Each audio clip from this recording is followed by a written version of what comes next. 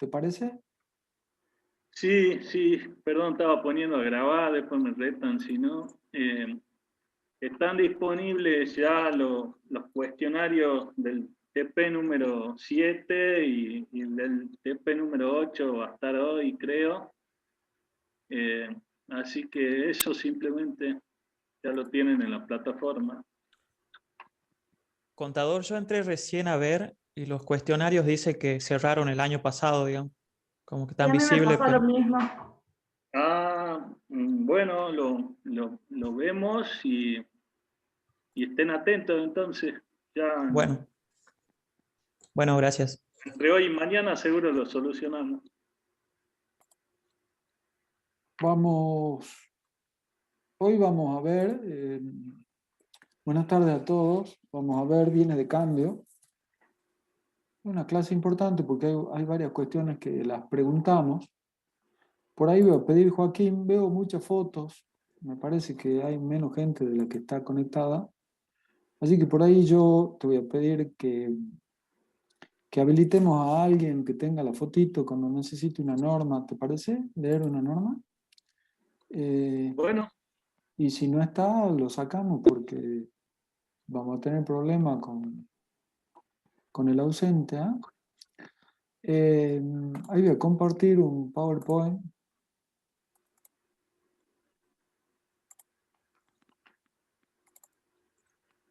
ahí se ve perfecto. Ahí se ve. ¿Sí? Bueno, hoy vamos a ver este tema. Ustedes ya vieron con Miriam Campastro lo que es vinculado con el tema agropecuario. Hoy vamos a ver lo que queda pendiente. Ahí aclaro en el PowerPoint, esto requiere un conocimiento previo del alumno, ¿m? De la definición del concepto, de lo que es la determinación, de cuando hablamos de costo de mercadería vendida, ¿de qué estamos hablando? Sistema de costo es un poco más complejo, no sé si lo vamos a ver, pero está en la bibliografía. Respecto a la bibliografía, cualquier bibliografía citada por cualquiera de nosotros, o en el programa, o donde se cita la bibliografía de este tema, es válida tener en cuenta si tiene la modificación en la 27430. Aclaro expresamente que esto no alcanza para superar exámenes ni parciales ni finales. ¿Mm? Sirve solamente como una guía. Este es el índice. Vamos a ver bien de cambio, cuál es el concepto de bien de cambio. Cuando hablamos de ganancia bruta, ¿a qué nos referimos? ¿Cuál es la importancia de la evaluación del bien de cambio o de los bienes de cambio? Y siempre vamos a hablar de bien de cambio excepto inmuebles. Después vamos a ir en el punto 12 al final, si llegamos a inmuebles, bienes de cambio, pero vamos a hablar de mercadería y reventa, materia prima, materiales, productos elaborados si llevamos un sistema de costos, productos en curso de elaboración. Vamos a ver que hay una opción de costo en plaza. Vamos a ver qué pasa si realmente alcanzamos ganancia por mera tenencia o no.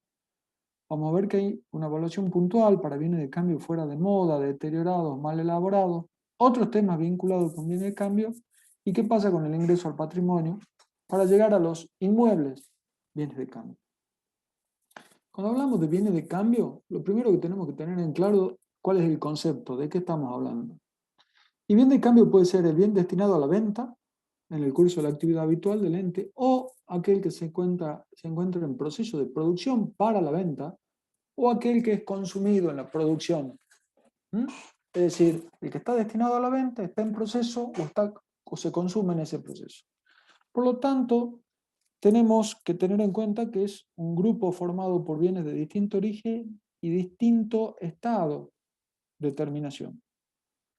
¿Qué dice el artículo 55 de la ley?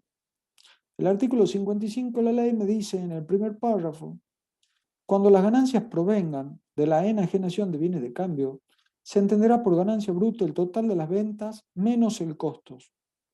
Ventas netas menos el costo, que se determine por aplicación de los artículos siguientes. Se considerará ventas netas el valor que resulte de deducir a las ventas brutas las devoluciones, bonificaciones, descuentos u otros conceptos similares de acuerdo con las costumbres de plaza. Entonces acá está clarito. En función de la ley, ganancia bruta es ventas netas menos el costo. de mercadería vendida. Ventas netas son las ventas brutas, menos devoluciones, bonificaciones, descuentos y similares, de acuerdo con las costumbres de plaza, esto es importantísimo. Podría hacerse operación por operación, pero carece de practicidad, nos dice la doctrina. Y vamos por un segundo nada más, porque esto lo vamos a ver, al 127 y 128, para que lo apunten. El 127 y 128 me dice cómo voy a determinar mi ganancia neta sujeta a impuestos. Y el 127 me dice si parto de un balance que llevo en forma comercial, y el 128 si no parto de un balance que llevo en forma comercial. Ya lo vamos a ver en la clase que viene, que también la tienen conmigo. Ahora, en el 128, inciso A, ¿sí?, me habla ventas menos costo. Y el 128, inciso B, me dice que el costo es igual a la existencia inicial más las compras, menos la existencia final. Ahora, ¿qué es lo importante acá? Si nosotros sabemos que el costo de la mercadería vendida es existencia inicial más compras menos existencia final, valorar esta existencia final a un valor alto implica que el costo es menor. Y si el costo es menor, la ganancia neta o la ganancia bruta va a ser mayor. Esta es una de las grandes críticas que tenía la ley al valor de la forma que vamos a ver hoy la existencia final y al tener pisado el ajuste por inflación impositivo. ¿Por qué? Porque las existencias finales se evaluaban a un valor cercano al cierre y eso hacía una existencia final mayor, un costo menor, una ganancia bruta mayor. ¿Por qué es importante la evaluación de los bienes de cambio? Porque se pueden alterar las cantidades y los valores, lo que implica una utilidad distinta a la real, porque la ley, a través de la rigidez que tiene, resguarda el principio de anualidad del impuesto. Recuerden que lo que es existencia final hoy, en el ejercicio que viene, es existencia inicial. Por eso la ley se ocupa de cómo confecciono el inventario, qué métodos de evaluación tengo. El 56 de la ley, segundo párrafo, dice puntualmente: los inventarios deberán consignar en forma detallada la existencia de cada artículo con su respectivo precio unitario. Y si vamos a ver el 135 del decreto reglamentario, me dice que los inventarios deberán consignar en forma detallada y perfectamente agrupada por clase, concepto, la existencia de cada artículo, su respectivo precio unitario, número de referencia, etcétera, etcétera. Es decir, que cuando nosotros vamos a evaluar bienes de cambio, tenemos que tener cuidado porque hay expresas disposiciones legales y reglamentarias de cómo confeccionar un inventario y cómo evaluarlo. Ahora, pasé rápidamente lo que supongo que ya saben, que debe contener un inventario detallado, etcétera, etcétera. Vamos ahora, ¿cómo evaluamos? Estos bienes de cambio, excepto inmuebles, los vamos a evaluar conforme básicamente el artículo 56 de la ley. Es imperativo y establece métodos. Si estamos hablando de mercadería y reventa, materia prima y materiales, vamos al inciso A del artículo 56. Y me dice el 56, para practicar el balance impositivo, la existencia de bienes de cambio, excepto inmuebles, deberá computarse utilizando para su determinación los siguientes métodos. Y para mercadería y reventa, materias primas y materiales, el inciso A dice: al costo de la última compra efectuada en los 2 meses anteriores a la fecha de cierre. Si no hubieran realizado compras en dicho periodo, se tomará el costo de la última compra efectuado en el ejercicio, actualizando desde la fecha de compra hasta la fecha de cierre del ejercicio. Y si no existen compras durante el ejercicio, se tomará el valor impositivo de los bienes en el inventario inicial actualizado desde la fecha de inicio a la fecha de cierre del ejercicio. Entonces, si nosotros nos guardamos en la cabeza que para mercadería y reventa, materia prima y materiales, hay 3 instantes de compra, ya se solucionó el tema. Si compré en los 2 últimos meses, anteriores a la fecha de cierre es ese. Si no compré ahí, pero tengo compras anteriores, ese actualizado. Y si no, voy al inventario inicial y lo actualizo de punta a punta. Recordemos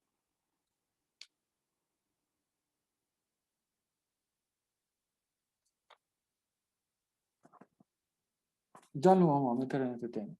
Vamos al 147 del decreto primer párrafo.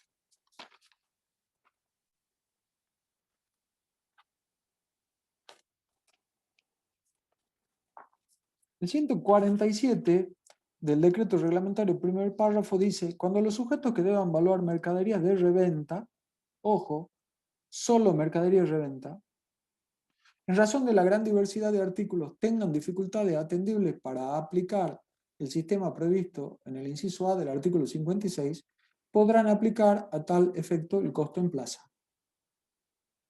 Y cuando vamos al 136 del decreto reglamentario, es decir, que el 147 del primer párrafo flexibiliza.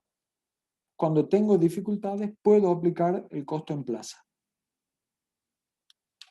Vamos a ver ahora.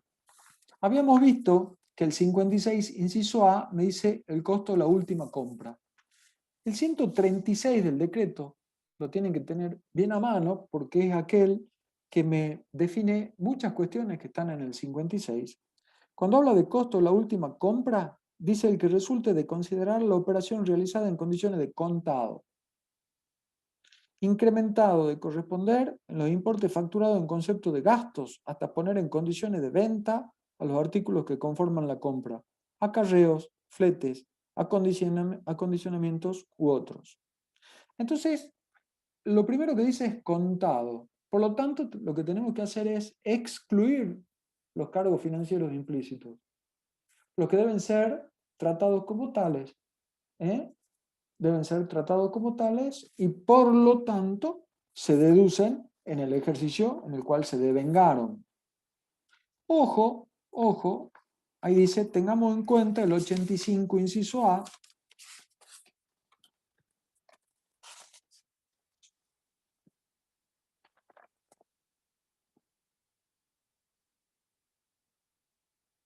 ¿sí? Tenemos que tener en cuenta el 85, inciso A, no confundirnos con la deducción de los 20.000 pesos, etcétera, etcétera, conocerlo el 85 y el 190 del decreto reglamentario cuando hablamos de intereses.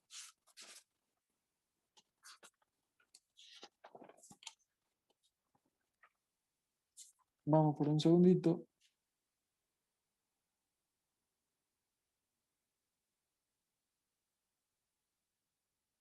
Que reglamenta justamente la aplicación del artículo 85. Se refiere a cuando tenemos ganancias exentas, no grabadas, etcétera, etcétera. Ahora, decimos que los intereses implícitos deben segregarse y devengarse en función del tiempo. No deben formar parte del costo. Cuando el 136 nos habla de gastos, dice gastos que forman parte del costo y por lo tanto la jurisprudencia dice es razonable excluir aquellos que son extraordinarios. Y la doctrina ahí, porque el 136, cuando habla de los gastos, dice hasta poner en condiciones de venta. Y la doctrina dice, en realidad sería mucho más correcto que diga hasta poner en condiciones de utilización y comercialización. Pero el 136, también en el último párrafo, habla de volúmenes normales. Dice los valores que de acuerdo con lo establecido en los incisos A y B precedentes corresponda considerar a los efectos de la evaluación impositiva de los bienes de cambio deben referirse a operaciones que involucren volúmenes normales respaldadas por comprobante. Ahora, volúmenes normales tiene distintos significados para distintas personas. Por lo tanto, si tomamos un valor razonable, es probable que no sea impugnado por el fisco. ¿Qué es importante? Este análisis nos lleva a decir que la rigidez que toma la norma en el periodo de 2 meses, en el artículo 56, recuerden que he dicho se toman 3 instantes o 3 momentos, puede causar la sobrevaluación de los costos por cuestiones estacionales de moda u otros. Una cuestión a analizar cuando nos consultan y nos dicen qué fecha de cierre de ejercicio puedo tener. Entonces es importante, una de las tantas cuestiones, al recomendar una fecha de cierre, si alguien viene y nos está por constituir una sociedad, por ejemplo, es tener en cuenta esto.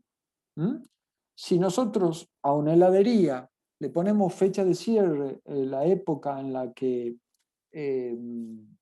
más actividad tiene, es probable que como tenemos que evaluar a las últimas compras de los 2 últimos meses, tengamos una existencia sobrevaluada. Ahora vamos a productos elaborados. Voy a prender la luz, espérenme un segundito.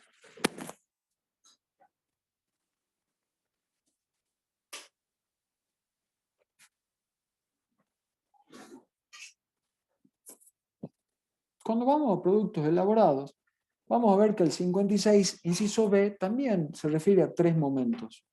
Y vamos a ver que se infiere el precio de costo partiendo del precio de venta. El 56B, apartado 1, dice que vamos a considerar el valor de los productos elaborados. El valor a considerar se calculará en base al promedio de la última venta realizada en los 2 meses anteriores al cierre del ejercicio, reducido en el importe de los gastos de venta y el margen de utilidad neto contenido en dicho precio. Es decir, que si yo tengo productos elaborados, infiero el precio del precio de venta y voy a 3 momentos. Lo primero, tomo el periodo de 2 meses anteriores a la fecha de cierre, tomo si hubieron ventas, ese precio y lo reduzco en gasto de venta y margen de utilidad neta. Si no existen ventas en el precitado lapso, para el cálculo se considerará el precio de la última venta realizada, menos los gastos de venta y el margen de utilidad neto contenido en el precio, actualizándose el importe resultante entre la fecha de venta y la de cierre de ejercicio. Y cuando no se hubiesen efectuado ventas, deberá considerarse el precio de venta para el contribuyente a la fecha de cierre. Acá la diferencia es que no me dicen vaya al inicio, como en caso de mercadería y reventa, materias primas y materiales, sino cuál sería el precio de venta en la fecha de cierre, menos los gastos de venta y el margen de utilidad neta contenido en dicho precio. Ahora, cuando vamos al 136 del decreto, les dije que hay que tenerlo a mano, vamos a ver los apartados B, C y D. En el apartado B, el 136, me define qué es el precio de la última venta. Y dice el que surja de considerar la operación realizada en condiciones de contado. Por lo tanto, contado, la condición de contado es una condición muy importante para evaluar los bienes de cambio.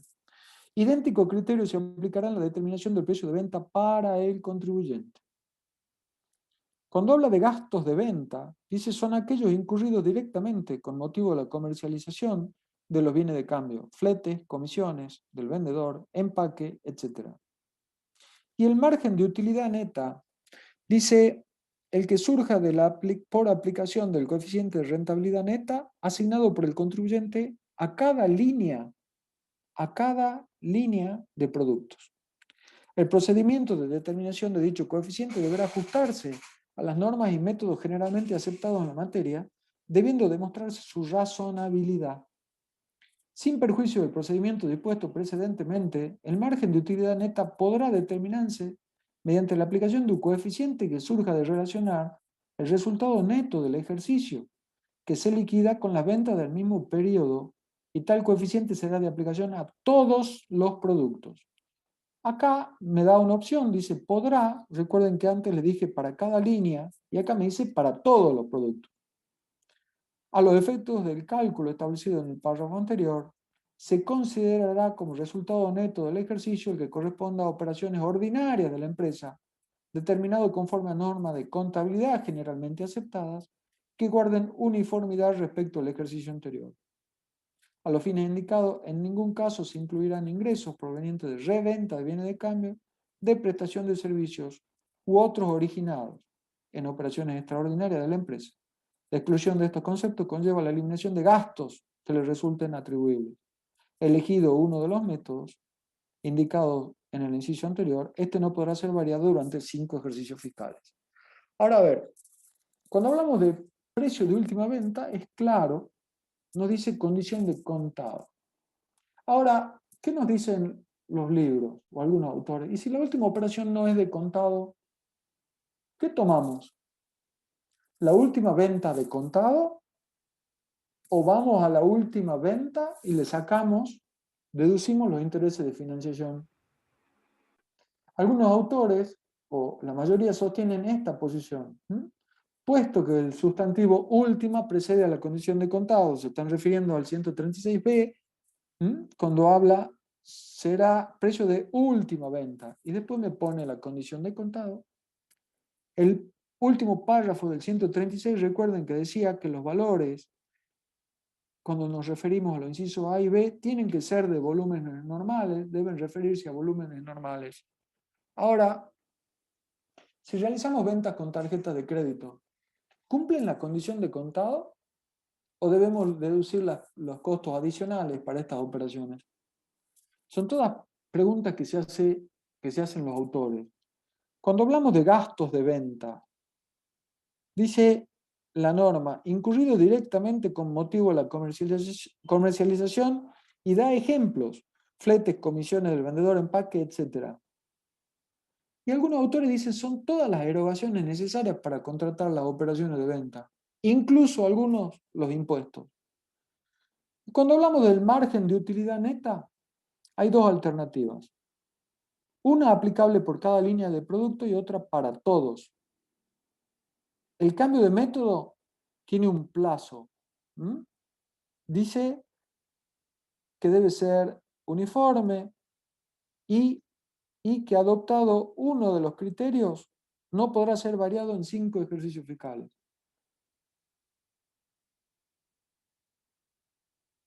Ahora, el abandono o cambio no está arreglado.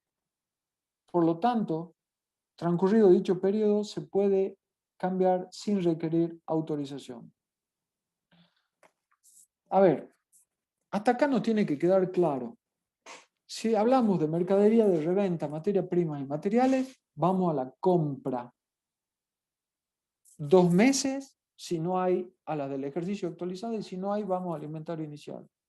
Cuando hablamos de productos elaborados, vamos al precio de venta, o al precio de venta, menos los gastos de venta y el margen de utilidad neta. ¿De cuándo? De los 2 meses anteriores, si no hay, de la última venta, y si no, del precio de venta al cierre. Todas las definiciones están dadas respecto a cada uno de estos temas puntuales en el decreto.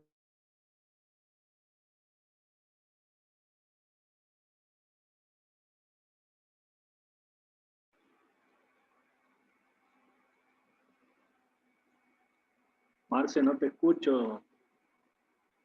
¿Se le cortó al profe o se me cortó a mí? Reglamentario en el 103 a derivarlo a la bibliografía, porque esto no ha variado mucho, y toda la bibliografía que tenemos habla del tema.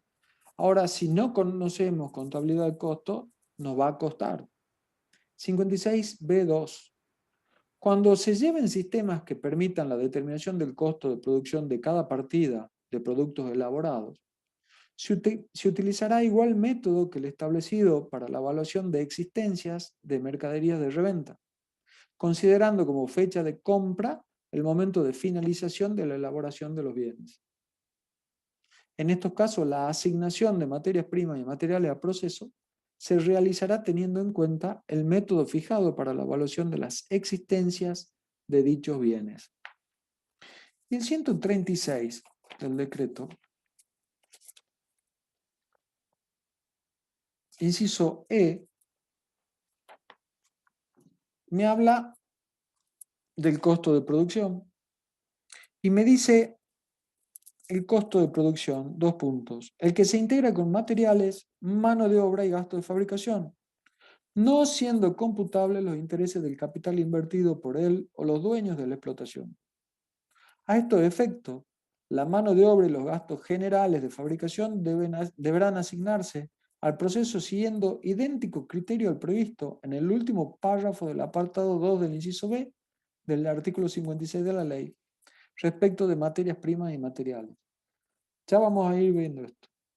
Asimismo, se entenderá por sistemas que permitan la determinación del costo de producción a aquellos que exterioricen en forma analítica en los registros contables las distintas etapas del proceso productivo y posibiliten evaluar su eficiencia. Por otra parte, se considerará partida de productos elaborados al lote de productos con fecha o periodo de fabricación. Perdón, al lote de productos cuya fecha o periodo de fabricación pueda ser establecido mediante órdenes específicas de fabricación u otros comprobantes o constancias que resulten aptos para ese fin. ¿Qué tenemos en el 56B apartado 2? La evaluación de productos elaborados sí se llevan sistemas que permitan la determinación del costo de producción de cada partida. Acá la ventaja es que las evaluaciones se alejan de los precios de cierre, entonces se reducen o se eliminan, entre comillas diría yo, la ganancia por tenencia. Ya vamos a llegar y vamos a ver si se alcanzan o no ganancias por tenencia, pero déjenme que avance un poquito. Cuando dice igual método, el 56B2 dice se utilizará igual método que el establecido para la evaluación de existencias de mercadería y reventa. ¿Qué es lo que está queriendo decir? Que vamos a evaluar el costo de producción y vamos a utilizar la partida elaborada dentro de los 2 meses anteriores al cierre. Y vamos a considerar esta última elaboración para las partidas en existencia. ¿Cómo asigno materias primas y materiales? Uno, al momento del descargo del almacén y pase a proceso las materias primas y materiales, entonces el cargo de la cuenta o a la cuenta de costos respectiva es la última compra efectuada dentro de los 2 meses anteriores a ese pase a proceso. Y si no hubiere, vamos a las compras anteriores o existencia inicial del ejercicio actualizada desde ese pase a proceso. La norma no habla de actualizar al cierre de ejercicio. ¿Cuáles son las discusiones? ¿Es costo directo o variable o es el costo por absorción? Y la doctrina tradicional dice debemos aplicar el costo tradicional de plena absorción. ¿El sistema de costo por órdenes de producción o por proceso productivo? Cuando el decreto reglamentario dice que exterioricen en forma analítica en los registros contables, ¿a qué se refiere cuando habla de contables? Cuando se dice distintas etapas del proceso productivo, ¿quiere referirse a costo por procesos? ¿O cuando se dice mediante órdenes específicas, se inclina por el sistema de costo por órdenes? Después también el decreto tiene una palabrita, dice que permitan evaluar la eficiencia. Entonces acá algunos autores dicen, los registros contables, etcétera, etcétera, ¿son aquellos que permiten evaluar la eficiencia de un sistema? Entonces algunos autores dicen, en tanto el resultado para determinar lo que estamos buscando se obtiene por diferencia de inventario, cualquier criterio que sea uniforme aplicado al inicio y al cierre de ejercicio deberían satisfacer el objetivo fiscal porque la existencia final de este ejercicio va a ser la existencia inicial del que viene. ¿Qué hemos visto hasta acá? ¿Cómo evaluamos los bienes de cambio? ¿Por qué la importancia? ¿Cómo evaluamos mercadería y reventa, materia prima y materiales? Ahí quiero que asocien que partimos de la compra de 3 momentos. Y los productos elaborados, si no llevo sistema de costo, voy al precio de venta y a 3 momentos distintos. El sistema de costos lo dejo para que lo vean y lo profundicen. Ahora, hasta aquí. Puede ser que en los exámenes les preguntemos cómo se evalúa un bien de cambio, cómo se evalúa si es mercadería de reventa, materia prima, cómo se evalúa si es un producto elaborado y cuál es la discusión en cuanto a la evaluación, por qué es la importancia, si se tienen que llevar inventarios detallados, etcétera, etcétera.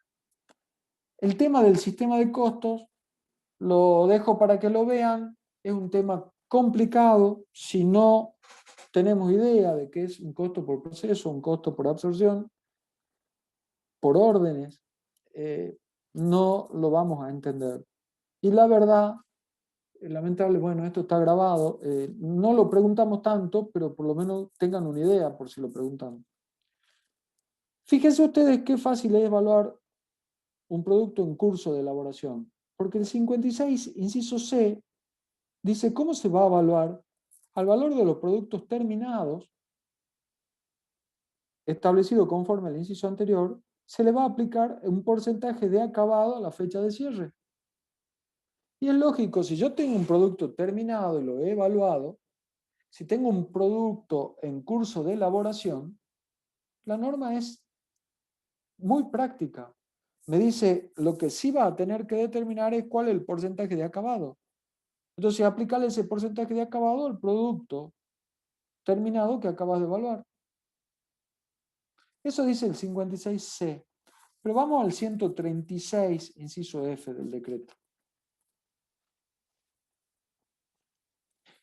Y el 136 me dice qué debo entender por porcentaje de acabado. Y dice, a los efectos de la determinación del porcentaje de acabado, a que se refiere el inciso C del artículo 56, deberá tenerse en cuenta el grado de terminación que tuviera el bien respecto del proceso total de producción. Y ojo, no se refiere, como se dice acá en el PowerPoint, a otras variables como el tiempo de producción. Ese porcentaje se refiere al costo total a insumir para fabricar el producto.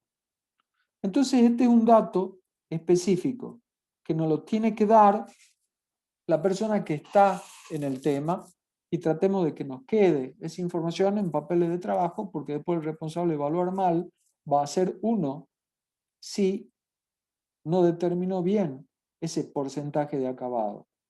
Debe referirse al costo total a insumir para fabricar el producto terminado, no a otras variables. Hemos visto rápido, la evaluación de las existencias, pero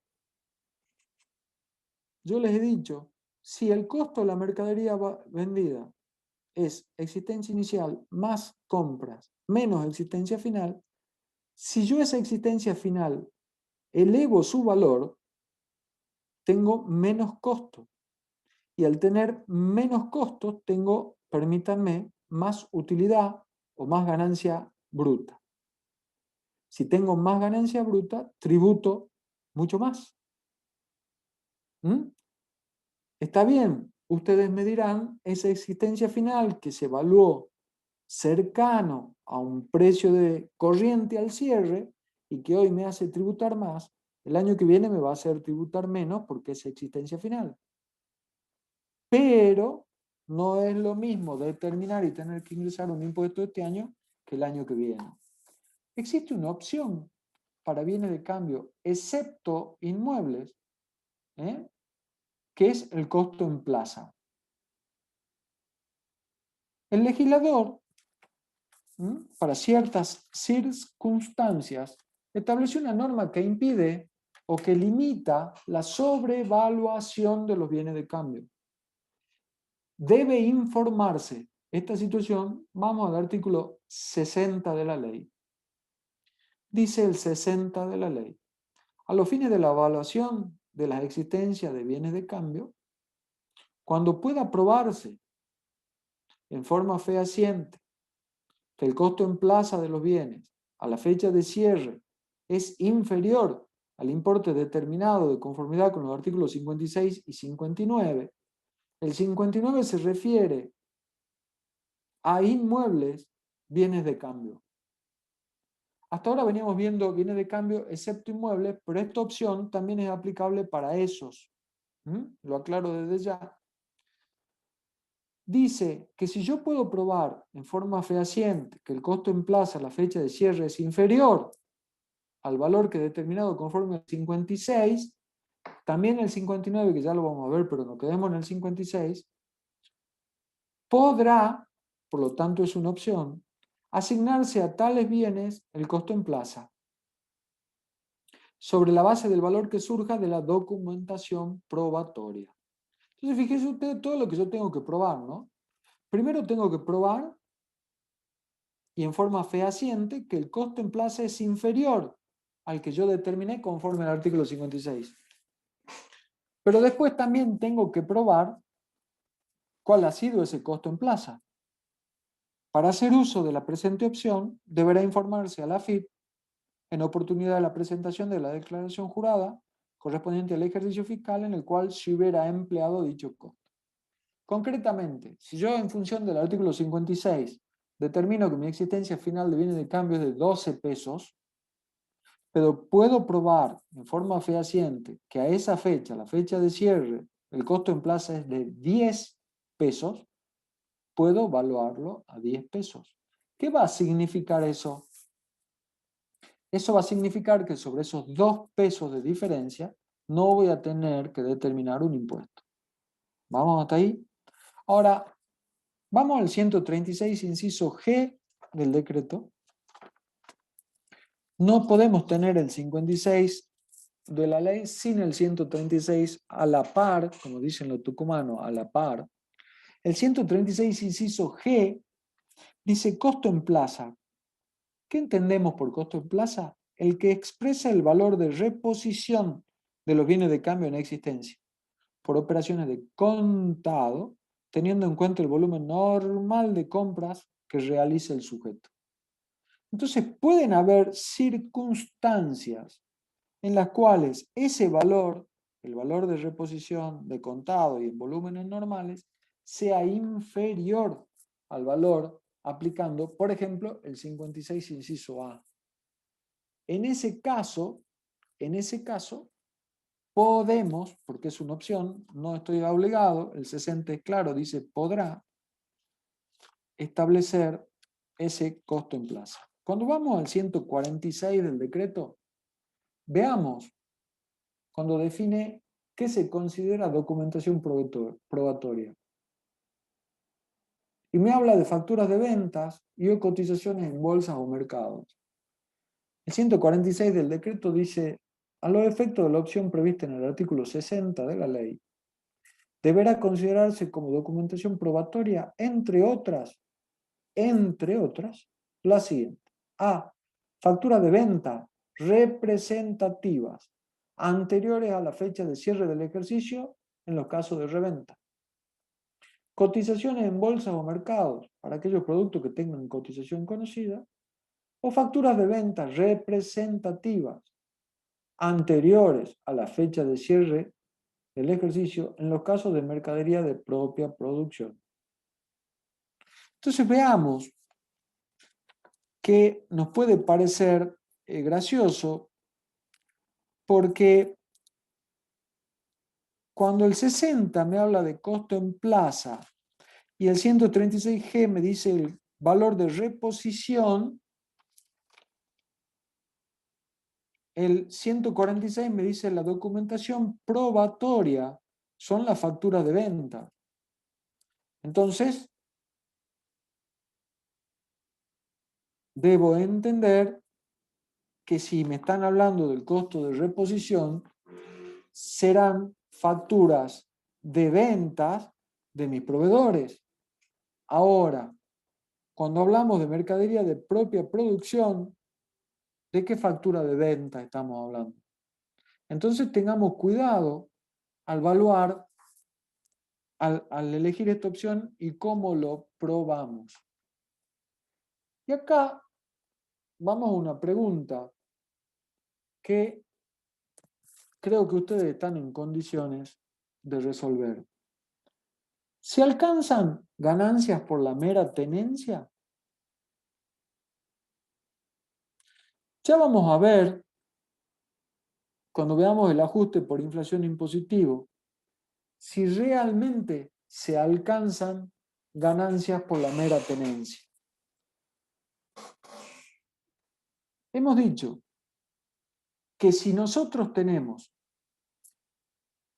que determinar el costo en función de la existencia inicial, sumándole las compras y restándole la existencia final, si esa existencia final está evaluada a valores de cierre o de reposición, como ustedes quieran, implica, como está restando el concepto, lo invito a que hagan en un papel, si se les complica, en una hoja que tengan a mano, si esa existencia final es elevada y está restando, significa que el costo va a ser menor.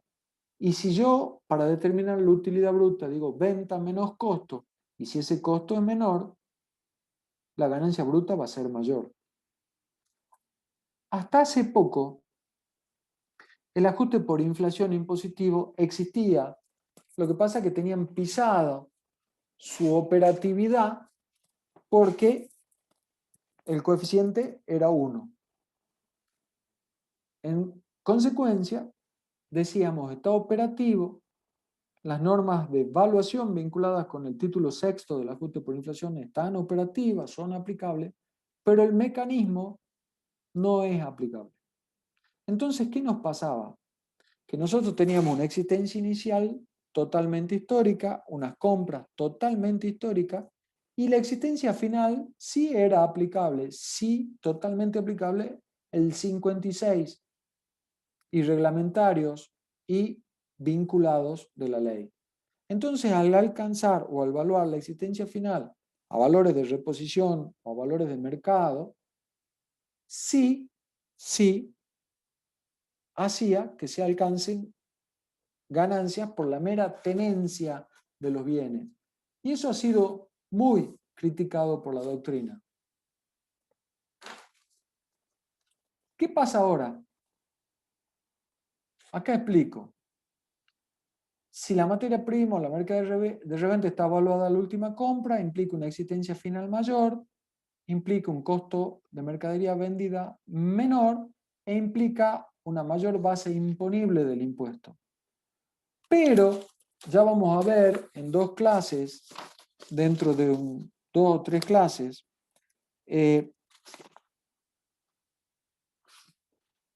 qué es lo que pasa en el ajuste por inflación, y ahí vamos a ver ejemplos. ¿Y cómo se atenúa? Y digo atenúa porque no es una solución perfecta en el ajuste por inflación impositivo, porque el ajuste por inflación impositivo lo considera a la existencia de los bienes de cambio como un bien computable.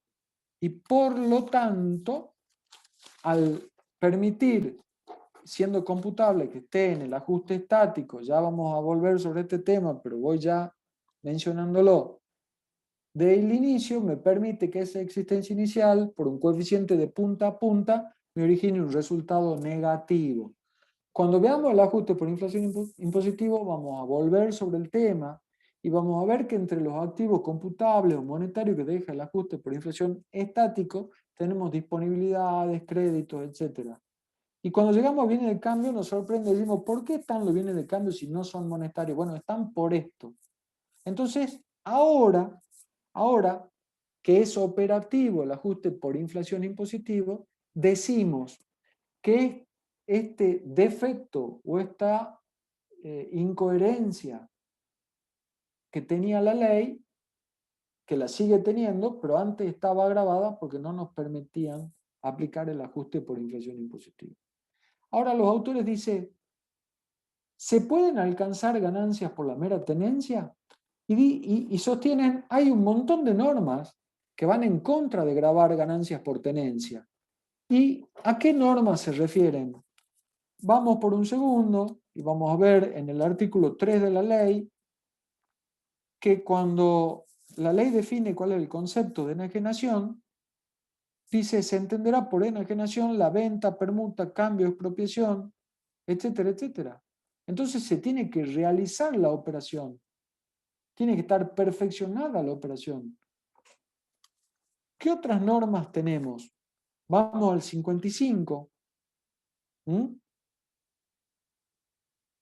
Y el 55, que ya lo vimos, dice, cuando las ganancias provengan de la enajenación de bienes de cambio, se entenderá por ganancia bruta. Es decir, que tiene que estar enajenado el bien de cambio.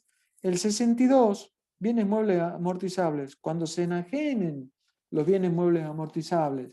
El 63, cuando se enajenen inmuebles que no tengan el carácter de bien de cambio. Y así el 64, el 65, el 69, etc. Es decir, que la ley sigue para esta categoría de ganancia que estamos viendo el principio del devengado y no admitiría alcanzar las ganancias por tenencia en la razonabilidad de su norma. ¿Qué pasa con los bienes de cambio fuera de moda, deteriorados o mal elaborados? Vamos al 147 del decreto reglamentario. Segundo párrafo.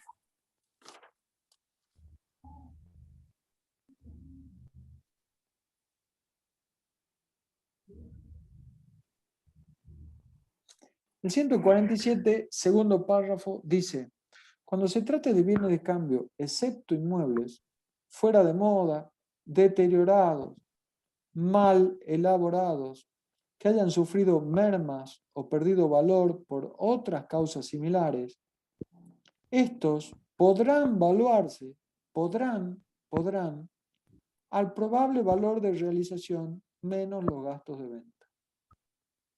Es decir, cualquiera de ustedes tiene, vamos al ejemplo más sencillo, vende ropa y tiene un stock de camisas. Camiseta de Ese Boca. stock, sí, de... no escuché. Camiseta de Boca. Bueno. Tiene un stock de camisas. Y esas camisas están fuera de moda o están deterioradas, o, por ejemplo, se nos inundó el local, etcétera, etcétera.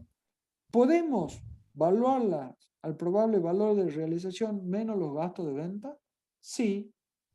Ahora, debemos hacerlo unitariamente, artículo por artículo.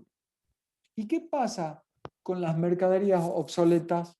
Reich opina que sí, y también hay jurisprudencia que opina lo mismo.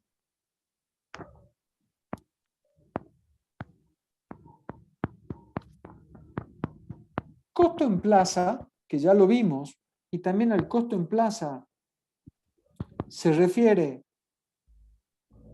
el 147, primer párrafo, acabamos de ver el segundo, pero el primer párrafo dice, cuando los sujetos que deban valuar mercadería de reventa, en razón de la gran diversidad de artículos, tengan dificultades atendibles para aplicar el sistema previsto en el inciso A del 56, podrán aplicar a tal efecto el costo en plaza.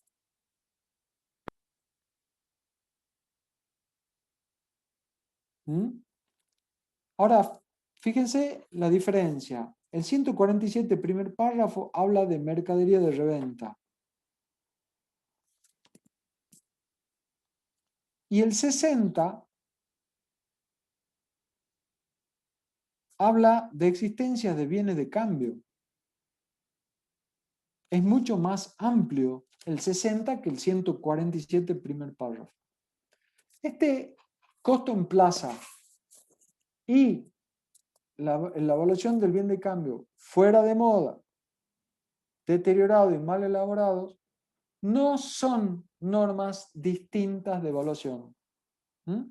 Son normas que le dan una solución al contribuyente. Hemos dicho la del 60, una opción que ha previsto el legislador para tratar de no alcanzar ganancias por tenencias, y esta del decreto reglamentario para considerar una situación puntual. Mercadería fuera de moda, deteriorada o mal elaborada. ¿Qué otro tema tenemos respecto a los inventarios? Vamos al 56 de la ley.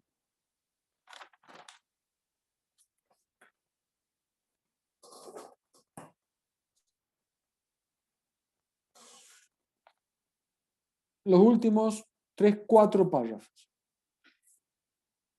Dice el párrafo que está inmediatamente después del inciso F.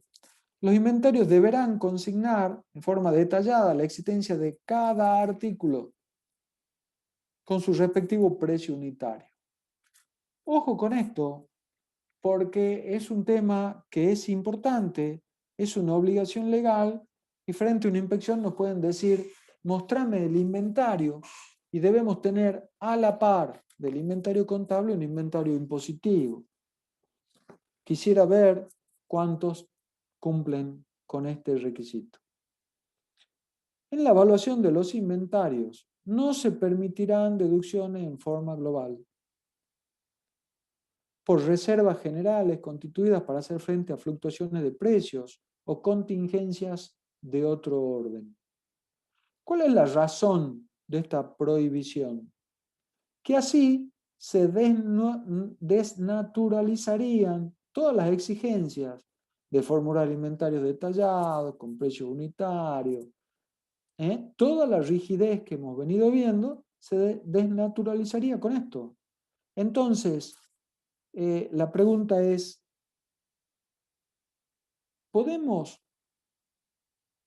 si tenemos contablemente una previsión para fluctuaciones de precios, tomarla? Si nosotros contablemente dice la contabilidad, evaluación de bienes de cambio, 10 millones de pesos. Previsión para fluctuaciones de precios, 2 millones. Existencia final, 8 millones. ¿Nosotros podemos impositivamente tomar eso? Esta es una pregunta de examen y puede ser que lo tengan en un parcial. Y la respuesta es rotunda, absolutamente no. Absolutamente no. El párrafo siguiente dice a efectos de la actualización prevista en el presente artículo, los índices a aplicar serán los mencionados en el artículo 93. Cuando vamos al artículo 93, les pido por favor, vamos por un segundo.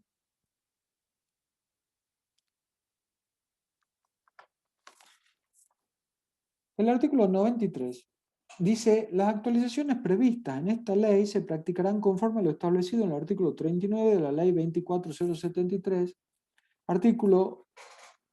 ley que no ha sido derogada y por lo tanto ese artículo sigue vigente.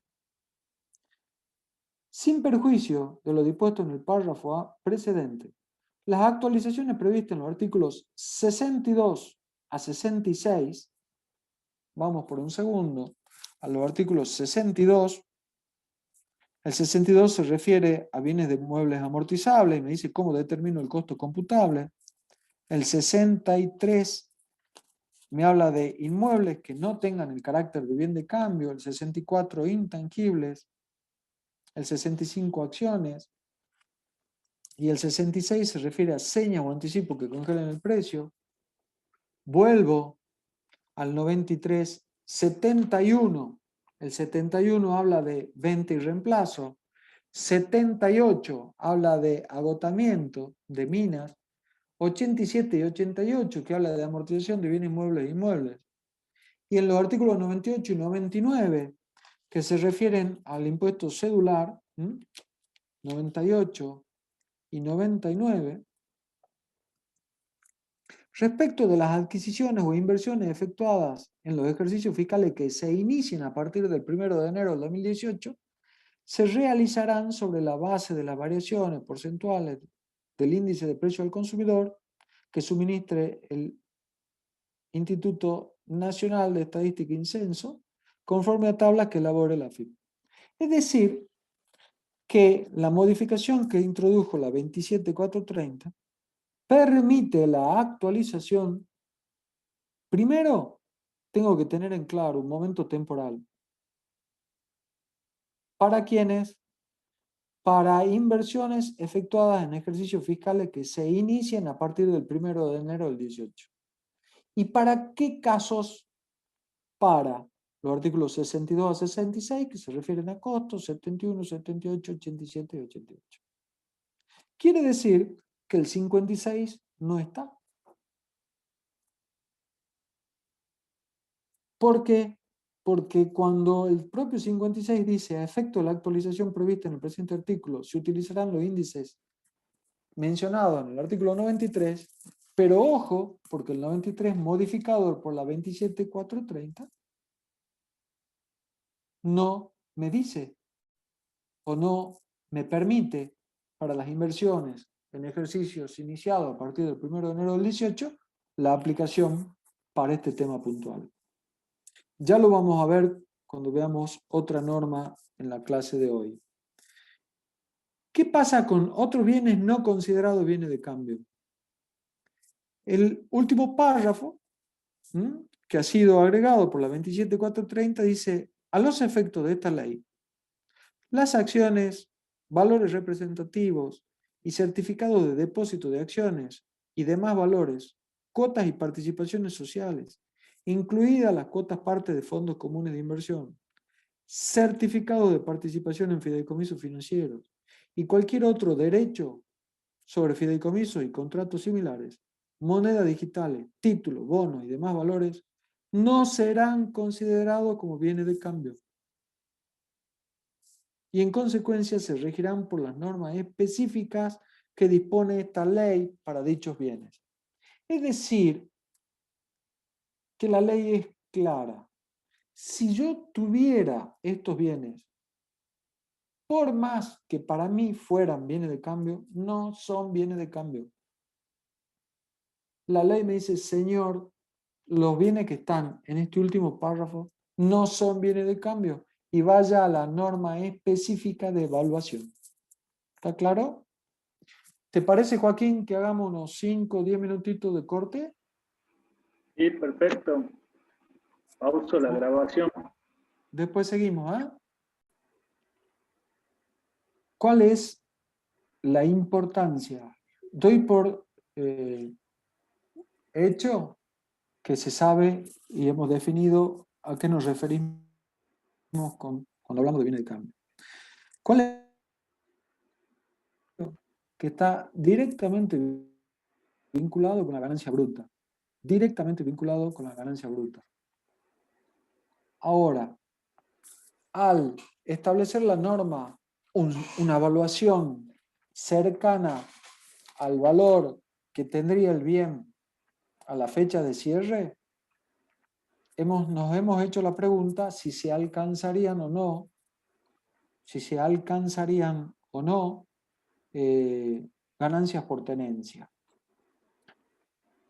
Previo a contestar esa pregunta, tenemos que tener en claro que la norma del 56, además de lo que está vinculado con producción agropecuaria, que lo vieron con Miriam, agrupa en el inciso A mercaderías de reventa, materias primas y materiales, y ahí vamos a la fecha de compra.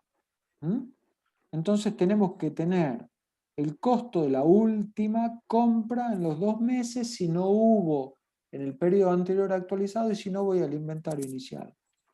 Cuando hablamos de productos elaborados, tomo la última venta de los 2 meses, si no la última venta y si no la venta a fecha de cierre. Y los productos, eso es si no tengo un sistema de costo. Si tengo un sistema de costo, tengo que ir a puntualmente como establece la ley. Y para productos en curso de elaboración, tengo que tener en cuenta el porcentaje de acabado. Ahora, cuando vamos al 136 del decreto, en el 136 es clarísimo. Sobre todo, insisto en lo siguiente: contado, volúmenes normales, respaldado por comprobantes, y a las condiciones que hemos visto que tiene que tener cada uno de los inventarios. Ahora, al hacernos la pregunta de si se alcanzan ganancias por tenencia o no, hemos dicho, si la fórmula del costo es existencia inicial más compra menos existencia final, y esa existencia final tiene un valor elevado, significa que el costo es menor, y si yo para determinar la ganancia bruta digo venta menos costo, y si ese costo es menor, obviamente mi ganancia bruta va a ser mayor. ¿Qué pasaba cuando el ajuste por inflación impositivo no era operativo? Pasaba esto.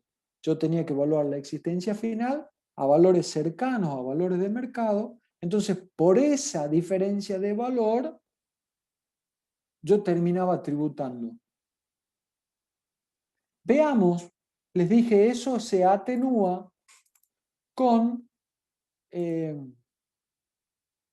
el ajuste por inflación impositivo. ¿Se ve ahí, Joaquín? Perfecto. Bueno, supongamos, en el ejercicio número 1, yo tengo solamente un activo, bien de cambio. Ya vamos a ver, el ajuste por inflación impositivo es difícil de entender. Vamos a dedicarle 2 clases que espero que alcancen. Pero asuman que las normas sostienen que los bienes de cambio son un activo expuesto a la inflación. No lo son, pero lo hace para corregir esta evaluación cercana al cierre de la existencia final. Entonces, supongamos que en el ejercicio 1 tenemos un activo solamente bienes de cambio, no existe pasivo, y el valor impositivo de esos bienes de cambio es 100 pesos y el valor contable es 80. ¿Qué pasa en el resultado 2? En el ejercicio 2, perdón. El resultado contable es 0, no hubieron compras y no hubieron ventas. Muchas veces llevar un ejemplo al extremo, como este, en donde no hayan ventas y no hayan compras, es necesario para ver lo que pasa. ¿Cuál es el valor impositivo del bien de cambio en el ejercicio 2? 120, y el valor contable sigue siendo 80. ¿Qué dice el índice que me mide la inflación? Que entre uno y otro hubo una inflación del 10%. Veamos cómo trata o cómo es el tratamiento que hace la ley. Recuerden, en el ejercicio 2 no hubieron compras ni hubieron ventas. Por lo tanto, los bienes de cambio son los mismos.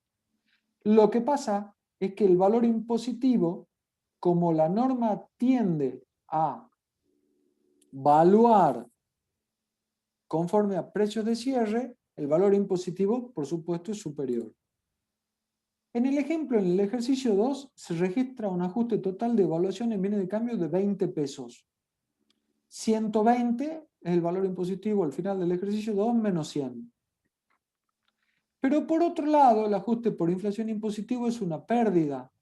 ¿Por qué? Porque los 100, admitan sin conocer el mecanismo, son un activo expuesto al inicio y por lo tanto van a estar sujetos al coeficiente menos 1 que era del 10%.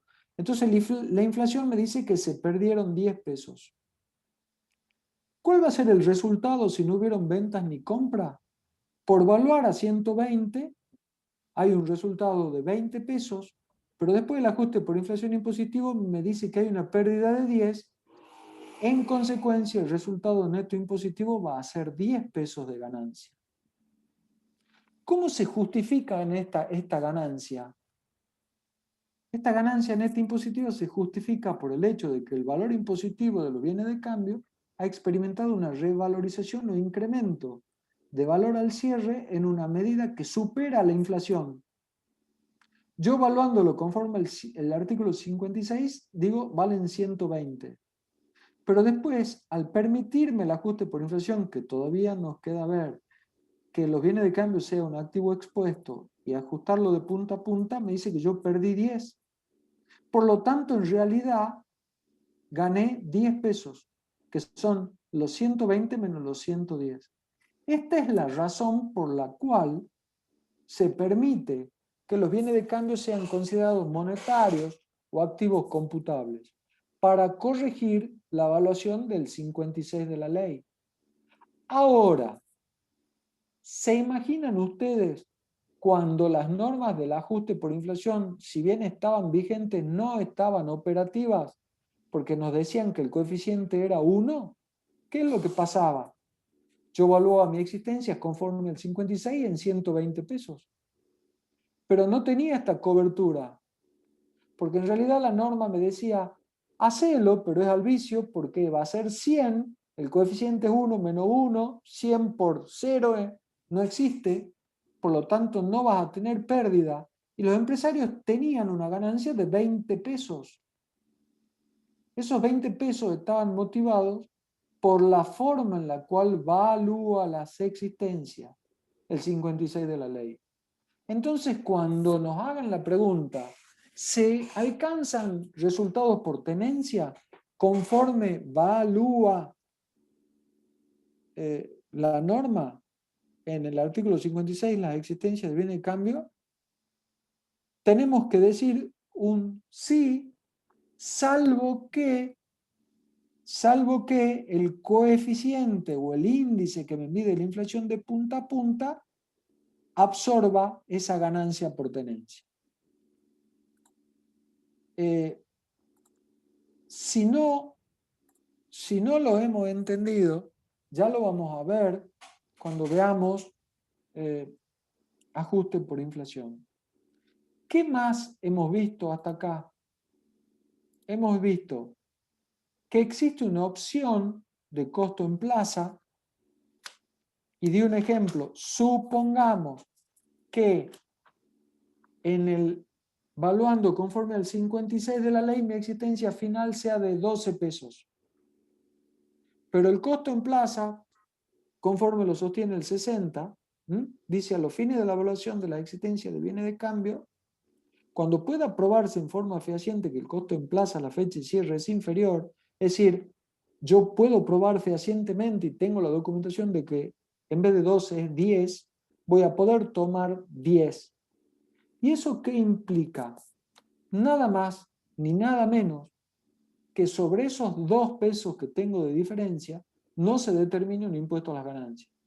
Después vienen, por supuesto, en la declaración o en el trabajo de hacer la determinación del impuesto muchísimos otros conceptos. En la clase que viene vamos a ver balance comercial y balance impositivo y vamos a ver lo complejo que es.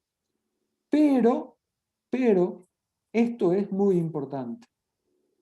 Cuando atamos ese 60 con el 136, que les dije que es una norma que tenemos que tener a mano, vamos a ver que el 136 inciso G me habla de valores de reposición y me habla de contado y volúmenes normales. Tengan en cuenta todo eso a la hora de evaluar y sobre todo a la hora de ser evaluados.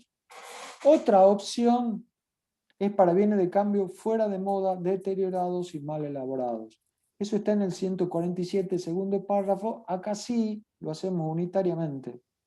Respecto de la mercadería obsoleta, tienen la opinión de la doctrina y alguna jurisprudencia que sostuvo que sí. Entonces, decimos, ese costo en plaza y la evaluación de unitaria para bienes de cambio fuera de moda, deteriorados, mal elaborados, ¿son normas distintas de evaluación?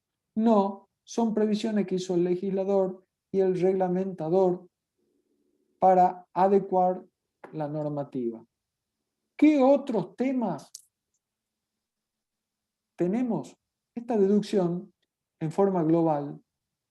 Esto está, si no me equivoco, lo tengo en el ejemplo de la clase que viene, y seguramente está en un práctico, seguramente, o es muy probable esté en un parcial, o se lo preguntan en un examen final. ¿Qué pasa si hay una previsión para desvalorización de mercadería? Generalmente ese es el nombre que tiene en las pruebas que hacemos. Previsión para desvalorización de mercadería.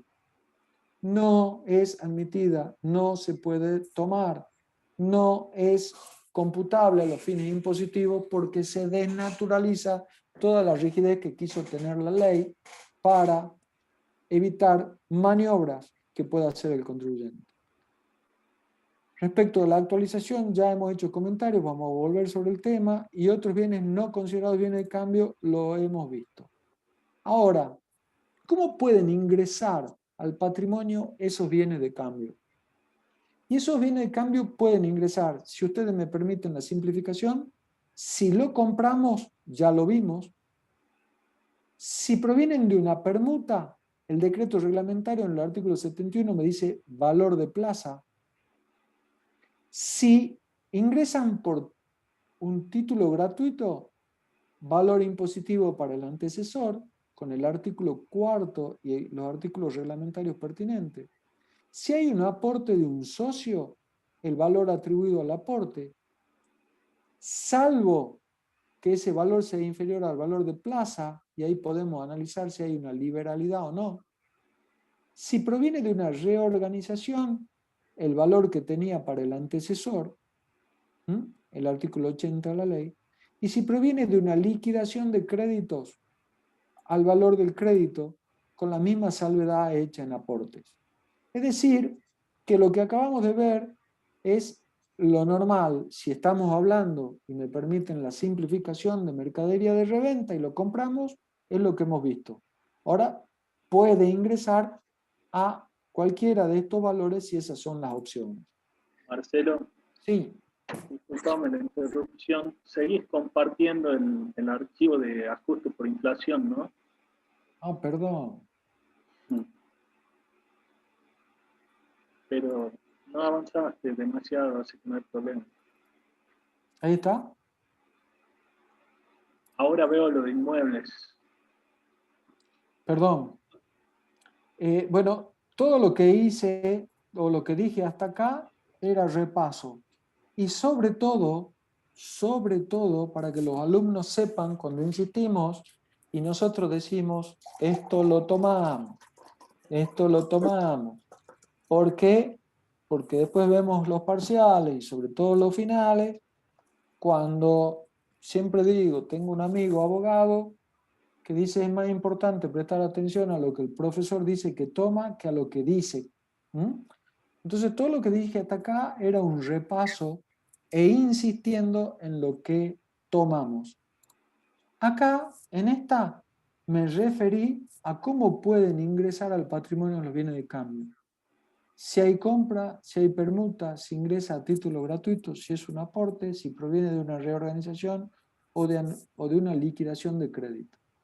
Ahora, esto que vimos, salvo cuando hice hincapié al ver el 60, que también se refería al 59, hablamos ahora, y prestemos atención, a inmuebles.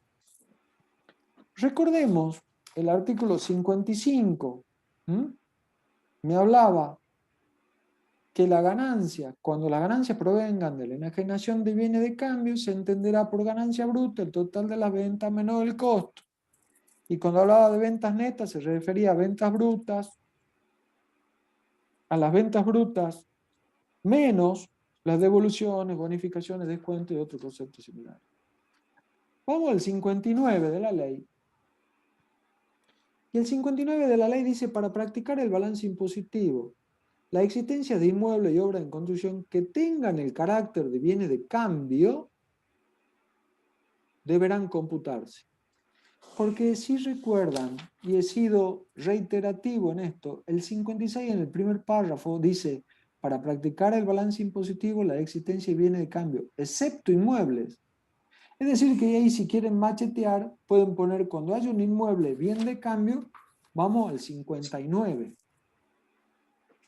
Y el 59 dice, para practicar el balance impositivo, la existencia de inmuebles y obra en construcción que tengan el carácter de bien de cambio deberán computarse por los importes que se determinen conforme a las siguientes normas.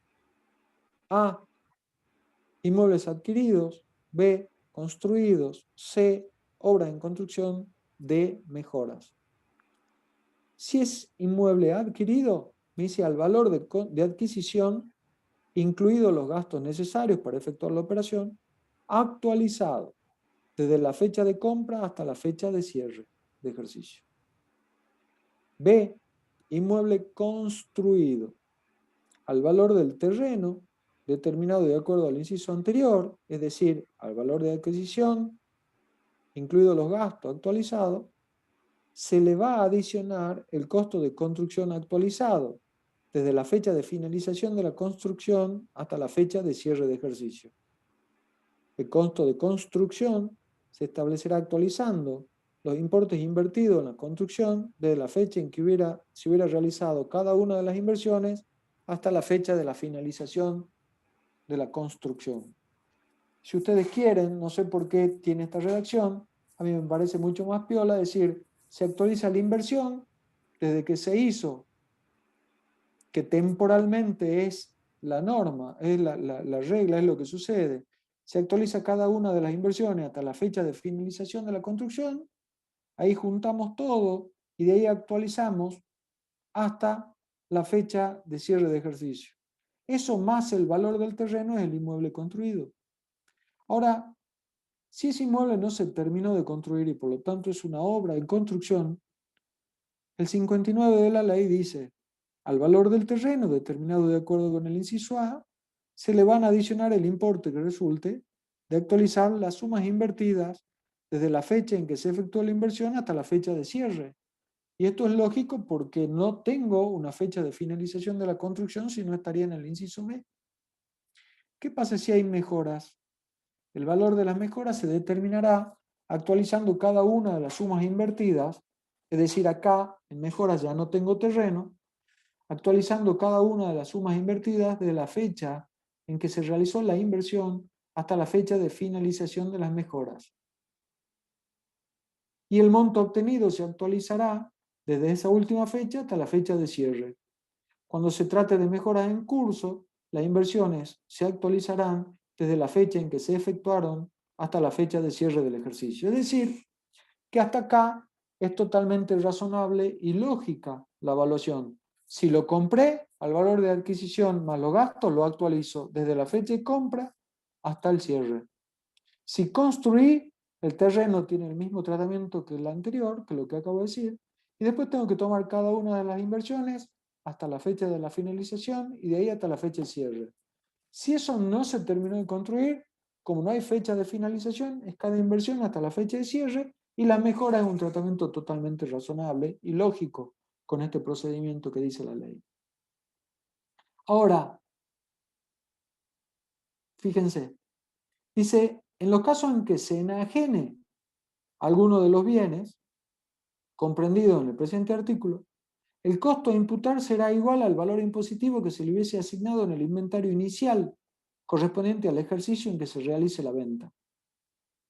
Si se hubieran realizado inversiones desde el inicio del ejercicio hasta la fecha de venta, su importe se adicionará sin actualizar el precitado costo.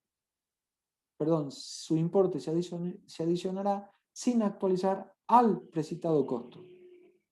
A los fines de la actualización prevista en el presente artículo, los índices a aplicar serán los mencionados en el artículo 93.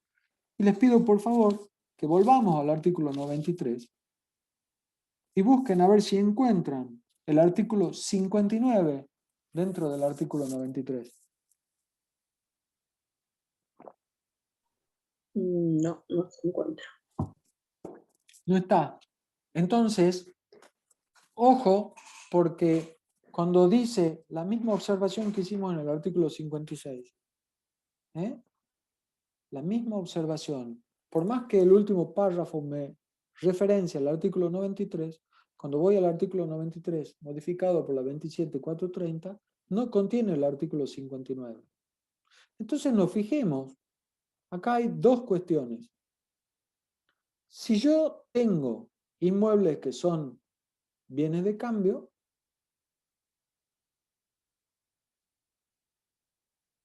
el primer párrafo me dice, para practicar el balance impositivo, las existencias de inmuebles y obra en construcción se van a evaluar así. Y en este caso, no voy a valores de compra o valores de venta. Está evaluado a valores históricos. Porque me dice valor de adquisición actualizado, pero acabamos de ver que la actualización no va. Valor de la inversión en la mejora actualizado, y la actualización no va.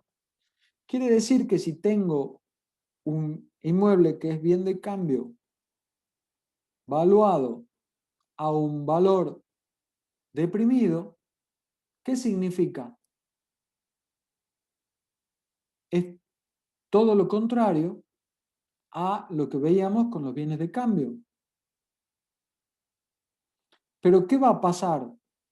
En el penúltimo párrafo me dice, cuando se enajene alguno de estos bienes, el costo a imputar será igual al valor impositivo que hubiera tenido en el inicio. Es decir, que yo no voy a venir por una evaluación cercana al precio de cierre, imputando una ganancia, si ustedes me permiten, por tenencia año tras año, en el caso de un inmueble que suele no tener tanta circulación o tanta rotación como otros bienes de cambio. Pero cuando lo venda, voy a tener un valor deprimido y voy a tener una utilidad grande en el momento que la venda. Porque me dice, cuando se enajene, el costo a imputar va a ser igual al valor impositivo que se le hubiera asignado en el inventario inicial. Estos inmuebles, que son bienes de cambio, si vamos a la norma del título sexto, vamos a ver que el 106, inciso A, en el apartado 1, me dice que los inmuebles y obras en curso sobre inmueble, dice el inciso A, al total del activo se le detraerán los importes correspondientes a todos los conceptos que se indican a continuación. Se detraerán inmuebles y obras en curso sobre inmuebles, excepto lo que tengan el carácter de bien de cambio. Es decir, que estos inmuebles que son bienes de cambio en el ajuste por inflación impositivo tienen el mismo tratamiento que los bienes de cambio que hemos visto anteriormente y hemos visto en el ejemplo. Ahora, ¿qué pasa si el inmueble no es bien de cambio? Básicamente, me quedaría que el inmueble, si no es bien de cambio, puede ser un bien de uso o una inversión. Y vamos al artículo 63 de la ley. Dice, cuando se enajenen inmuebles que no tengan el carácter de bien de cambio, la ganancia bruta se determinará deduciendo del precio de venta el costo computable, que resulte por aplicación de las normas del presente artículo. Y vamos a ver que el inciso A habla de inmuebles adquiridos, y es prácticamente similar al inciso A del 59. El inciso B se refiere a inmuebles construidos y es prácticamente similar al inciso B del artículo 59. Y el C del 63 se refiere a obras en construcción y es prácticamente similar. También habla de mejoras y habla de mejoras en curso. Ya lo vamos a ver. Pero acá sí quiero mencionar lo siguiente. Obviamente, si es un bien de uso, ese inmueble estuvo sujeto a una deducción por amortización. Por eso, el antepenúltimo párrafo del artículo 63 dice, en los casos en que los bienes enajenados hubieran estado afectados a actividades o inversiones que originen resultados alcanzados por el impuesto, los montos obtenidos de acuerdo a lo establecido en los párrafos anteriores, a los montos obtenidos de acuerdo a lo establecido en los párrafos anteriores, se les restará el importe que resulte de aplicar las amortizaciones a que se refiere el artículo 87. Es decir, que cuando hablamos de inmuebles que no son bienes de cambio, hablamos de un valor residual actualizado. Ese actualizado, por el momento, les pido por favor que lo entrecomillemos. Cuando el enajenante sea un sujeto obligado a efectuar el ajuste por inflación, será aplicable el penúltimo párrafo del artículo 62. Eso lo dejemos pendiente hasta que veamos el ajuste por inflación impositivo. Pero les pido que volvamos al artículo 93 de la ley. Y cuando vamos al artículo 93, les pido por favor que me indiquen si el artículo 63 está contemplado en la modificación que hizo la ley 27.430. Sí está. El segundo párrafo del artículo 93 dice, sin perjuicio de que el artículo 39 de la 24.073 siga vigente, las actualizaciones previstas en los artículos 62 a 66, y ahí está el 63, va a ser plenamente aplicable, esto lo digo yo, respecto de adquisiciones o inversiones efectuadas en los ejercicios fiscales que se inicien a partir del 1 de enero del 2018. Es decir, que si nosotros tenemos un ejercicio comercial que cierra el 31 de diciembre de cada año, ya en el cierre 31 de diciembre del 2018, si hemos adquirido un inmueble bien de uso a partir de esa fecha, le va a ser aplicable la actualización. Entonces, en ese caso, cuando hablamos de valor residual actualizado, va a ser un valor residual actualizado. Si ese inmueble bien de uso ha sido adquirido con anterioridad, no le va a ser aplicable, la actualización del artículo 93. Dije que ya íbamos a volver a ver, esa es la diferencia, si ustedes me permiten. Hoy, o una de las diferencias entre la aplicación del 59 de la ley, que es para inmuebles y obras en construcción que son bienes de cambio, del 63, que es inmuebles que no tienen el carácter de bien de cambio. Que el 63 está incluido en el 93, le dieron la posibilidad de la actualización, pero tengan en cuenta el límite temporal. Vamos a las normas reglamentarias que están ahí, las veamos un segundo.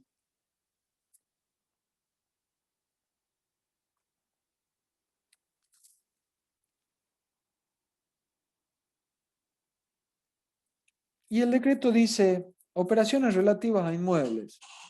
El 150 dice, se considera precio de enajenación al que surja de la escritura traslativa de dominio o el del respectivo boleto de compraventa o documento equivalente. El costo computable será el que resulte del procedimiento indicado en los artículos 59 o 63. Es decir, que estas normas son aplicables a la enajenación de inmuebles según sea bien de cambio o no, según se trate de inmuebles que tengan el rol o no el carácter de bien de cambio. En ningún caso para la determinación del precio de enajenación y el costo computable se incluirá el importe de los intereses reales o presuntos. Ya hemos hablado, cuando hemos visto el 136, y nos hemos referido a las operaciones de contado.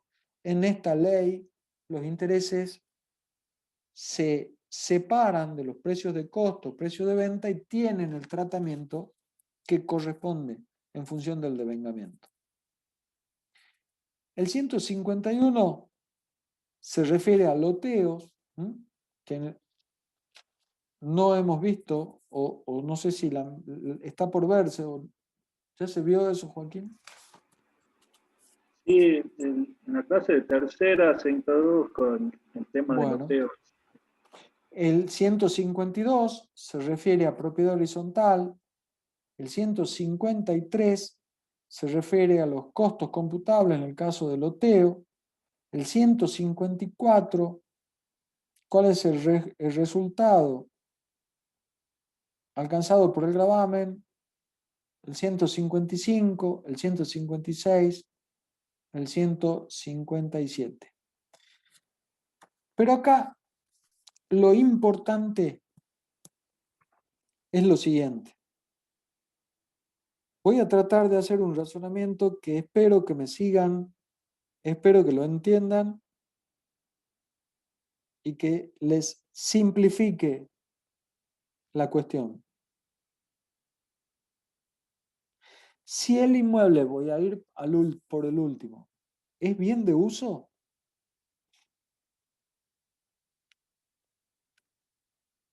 El costo va a ser el valor residual actualizado. ¿Por qué valor residual? Porque si fue bien de uso, se permitió una deducción que se llama amortización. Por eso es valor residual. Y actualizado, hoy, si esto sigue vigente, vamos a tener que tener en mente ese punto de inflexión que es ejercicios iniciados a partir del 1 de enero del 2018. Esos bienes, el costo, además de ser un valor residual actualizado, me permitieron una deducción todos los años, si ese bien de uso estuvo afectado a la obtención, mantenimiento, conservación de mi ganancia grabada, me permitieron una deducción vía amortización. Vamos, por favor, al artículo 93. Nuevamente van a ver que el artículo 93 es central cuando analizamos estos temas. Y en el artículo 93, segundo párrafo, habla, ya lo vimos, de los artículos 62 a 66, 71, 78, 87 y 88. Quiere decir que esa amortización de ese bien, si el bien ha sido adquirido a partir de ejercicios que se inicien a partir del 1 de enero del 2018, la amortización de ese bien también va a ser actualizada. Entonces, si el inmueble es bien de uso, es valor residual actualizado. ¿Por qué es valor residual? Porque si es bien de uso, estuvo afectado a la producción de ganancia y me admitieron una deducción vía amortización. ¿Y por qué actualizado? Porque el 93 lo contempla. En el segundo párrafo contempla la norma que determina el costo y contempla las normas de amortización, siempre y cuando sean, trazo una raya, del 1 de enero del 2018, ejercicios fiscales iniciados a partir del 1 de enero del 2018 para adelante. Ahora, si ese inmueble es bien de cambio, la evaluación es similar, pero no es valor residual, porque si es bien de cambio no se amortiza. Y no es actualizado porque no está contemplado en el artículo 93. Por lo tanto, que no esté contemplado en el artículo 93, más que la evaluación en función del 59 sea a valores de origen, hace que cuando yo cierro un ejercicio y lo tengo al bien, no tenga ninguna posibilidad de alcanzar resultados por tenencia. ¿Por qué? Porque el valor al cierre de ejercicio es valor de adquisición, valor de inversión, y sabemos que cuando dice actualizado no está contemplada la actualización. Es decir, que con cada cierre, mientras yo lo mantenga al bien en existencia, no va a haber un resultado por tenencia. No me lleva, como los otros bienes de cambio, que no son inmuebles, a valor de compra de los 2 meses, etcétera, etcétera. Pero eso quiere decir que cuando yo lo venda, como me dice, va a tener que tomar el valor impositivo del inventario inicial, y ese valor impositivo en el inventario inicial es valor de origen porque no se actualizó. En ese momento que yo lo venda, voy a tener una ganancia enorme porque va a ser precio de venta menos un valor disminuido. Hemos dicho que esos inmuebles que son bienes de cambio son también considerados activos computables en el ajuste por inflación. Y vamos ahora a los otros bienes de cambio, los que no son inmuebles. Los bienes de cambio que no son inmuebles, los que están en el 56, la ley tiende a evaluarlos a valores cercanos a la fecha de cierre. Como la ley tiende a evaluarlos a valores cercanos a la fecha de cierre, salvo la opción del costo en plaza o de bienes deteriorados, etcétera, etcétera, que me permiten, si ustedes quieren, ablandar esa evaluación, al ser cercana la evaluación a la fecha de cierre, es muy probable que yo alcance ganancias o resultados por tenencia. Sobre todo en la época en la que el ajuste por inflación impositivo no estaba operativo. Ahí seguro que se alcanzaban resultados por tenencia. Cuestión que ha sido criticada y ha sido objeto de presentación en la justicia. Ahora, hoy les he dicho, ese resultado que surge como consecuencia de evaluar mis existencias a un valor de cierre cercano al cierre, lo llamemos de reposición o como ustedes quieran, en la ley está atenuado al haberse admitido el ajuste por inflación impositivo nuevamente. ¿Por qué? Porque el bien de cambio es un activo computable y me permiten actualizarlo de punta a punta y hemos visto un ejemplo. Hemos visto un ejemplo donde evaluábamos el bien de cambio 120 pesos y teníamos el mismo bien de cambio por 100 pesos que llevado de punta a punta era 110, entonces teníamos una ganancia de 20 pesos por la forma de evaluar conforme al 56 y una deducción de los 10 pesos del ajuste por inflación impositivo, por lo tanto obteníamos solo un resultado de 10 pesos. Esto que les acabo de decir, como ya los dije, me parece que ya tenemos autoridad, Joaquín, no sé qué opinas vos, para tal vez en una pregunta de examen decirle, a ver, al alumno, hágame una correlación entre un bien de cambio que no sea inmueble, un inmueble que sea bien de cambio y un inmueble que sea bien de uso. ¿Qué tratamiento tienen en la normativa impositiva y cuál es la lógica? Ustedes verán que hemos visto el 56, 57 y 58 ya lo vieron con Miriam, 59, 60 lo acabamos de ver, el 61 lo deben haber visto cuando vieron tercera, el 63 lo acabamos de ver, y vamos, como esta clase se refiere a bienes de cambio, costo de bienes de cambio y otros bienes, por un segundo, a ver el 62 de la ley. El 62 de la ley se refiere a la determinación del costo computable de bienes muebles amortizables. Cuando se enajenen bienes... ¿Sí? ¿Me hablaba Joaquín? No, yo no. Bien.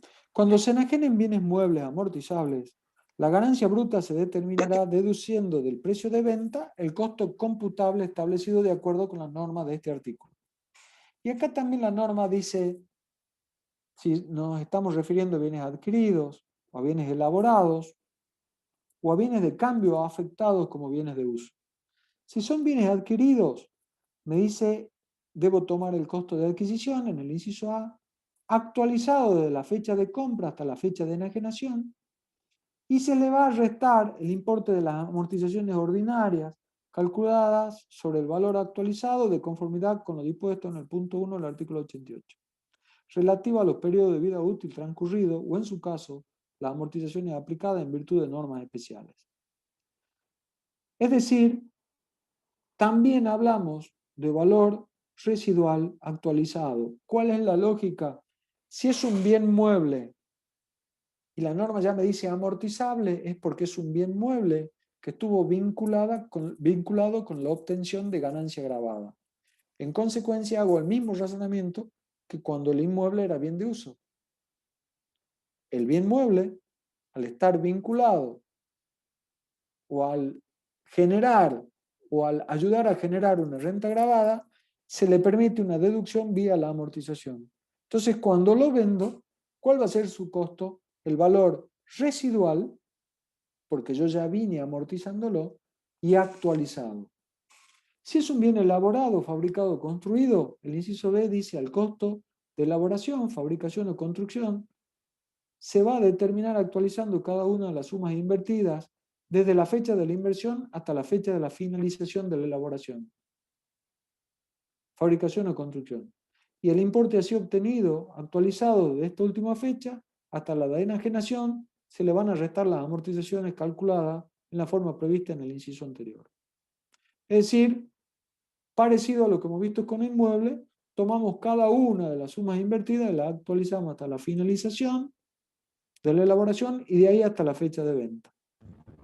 El bien de cambio que se afecte como bien de uso se empleará igual procedimiento al establecido en el inciso A, considerando como valor de adquisición el valor impositivo que se le hubiese asignado al bien de cambio en el inventario inicial, correspondiendo al periodo en que se realizó la afectación y como fecha de compra la de inicio de ejercicio. A ver, acá me habla de bienes muebles amortizables. ¿Qué pasa si yo vendía o vendo aires acondicionados y saco un aire acondicionado en junio y lo afecto a la oficina de administración y después lo vendo? ¿Cuál va a ser el costo? Y acá la norma es clara. El costo va a ser, como era un bien de cambio, el valor que tenía como bien de cambio en el inventario inicial. Cuando se afecten bienes no comprendidos en el inventario inicial, se tomará como valor de adquisición el costo de los primeros comprados en el ejercicio, en cuyo caso la actualización se aplicará desde la fecha de la referida compra. En el párrafo que viene no me meto, lo vamos a ver cuando veamos. Este párrafo que viene es clave para los sujetos que aplican el ajuste por inflación y sobre todo cuando está operativo como ahora, pero no me meto porque quiero terminar la clase diciéndole: vayan por favor de nuevo al artículo 93. Y van a ver que en el artículo 93, en el segundo párrafo, sí está expresamente previsto el artículo 62, que es el que acabamos de hablar. Es decir, que cuando yo venda un bien mueble amortizable, el costo va a ser valor residual actualizado. Y el mismo razonamiento que hicimos antes. Residual, ¿por qué? Porque me permitieron la deducción de la amortización.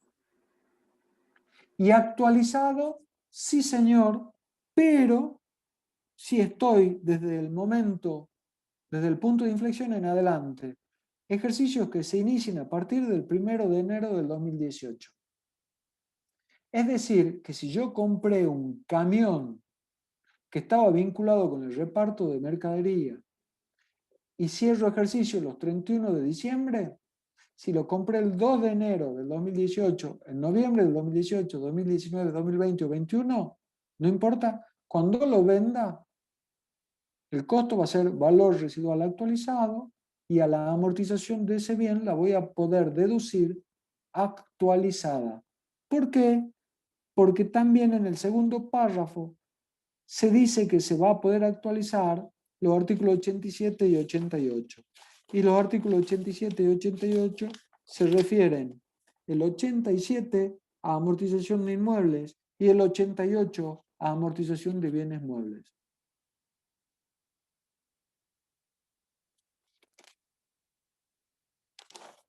Les queda para ver el 64, que es el costo de los intangibles, 61 acciones, 66 señas y 67 títulos públicos.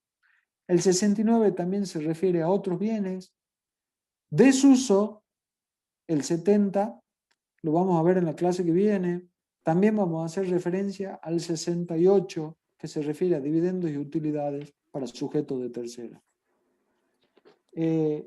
Voy cerrando, Joaquín, no sé si hay preguntas, porque quedan pocos minutos. No hay. Si querés hacer el cierre ahora, no hay problema. Bueno, hoy hemos visto la evaluación de los bienes de cambio. He dicho en reiteradas oportunidades que es importantísimo el conocimiento de este tema por la vinculación directa que tiene con la determinación de la ganancia bruta, pero además, por si eso no les parece importante, porque lo preguntamos. Y porque en los prácticos, en los parciales, en los exámenes, podemos decirle cómo se evalúa y denme un ejemplo a ver si difiere de la evaluación contable con la impositiva, que esto lo vamos a ver en la clase que viene, y qué ajuste haría usted. Pero además de eso, hemos visto bienes de cambio que no son inmuebles y bienes de cambio que son inmuebles. Y además también, como la clase se refiere a bienes de cambio y otros bienes, hemos visto inmuebles que no son bienes de cambio, el ejemplo común es el inmueble bien de uso, y bienes muebles, bienes de uso. Cuando digo bienes muebles, bienes de uso, es redundante porque es bienes muebles amortizables. Hemos hecho una referencia al artículo 93. Hemos ido muchas veces al artículo 93. Les pido por favor que lo vuelvan a ver a ese segundo párrafo. Yo arriba en mi ley del artículo 93, tengo macheteado cuando el segundo párrafo dice tal y cual artículo, ¿a qué se refiere tal y cual artículo? Para no confundirme. Porque ustedes habrán visto, o hemos visto juntos, que si estamos hablando de un bien de cambio, un inmueble que es bien de cambio, no corre la actualización, para el 56 tampoco, pero para un bien mueble amortizable o para un inmueble que no es bien de cambio, sí, por ejemplo. Entonces, es importante, sobre el artículo 93 vamos a volver cuando veamos las clases de ajuste por inflación, pero es importante que ya entremos en esa mecánica porque veo, y esta ya es una apreciación personal, que patinan en los exámenes finales cuando no conocen el artículo 93 y no conocen ese punto de inflexión que es ejercicios iniciados a partir del 1 de enero del 2018. El miércoles que viene vamos a ver una clase que para mí es clave, que se refiere a balance comercial y balance impositivo. ¿Por qué es clave?